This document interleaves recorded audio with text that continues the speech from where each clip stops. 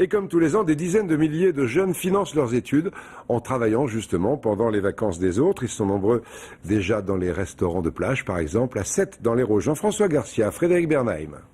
Entre 9 et 10 heures du matin, c'est la mise en place. Mathieu veille à ce que le sable soit propre, les bains de soleil et les parasols bien alignés, quand Jeanne s'affaire au bar avant que les clients n'arrivent.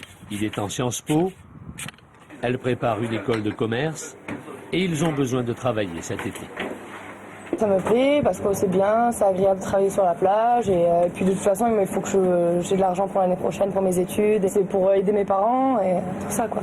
Je suis de plus en plus indépendant financièrement et il faut que je me débrouille un peu pour payer toutes les études. C'est bien joli d'en faire mais après il faut vivre pendant l'année donc du coup je travaille l'été. Est-ce que vous faites des sandwichs? Ouais, bien sûr. Parfait.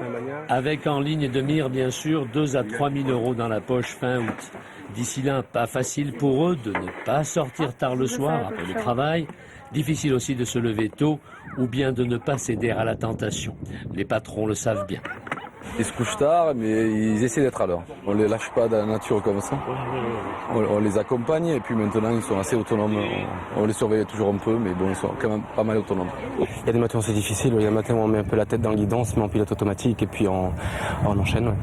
Du travail dans un cadre de rêve, certes, mais pour lequel il faut ne pas avoir peur d'accumuler les heures, de faire des kilomètres en terrasse et sur le sable.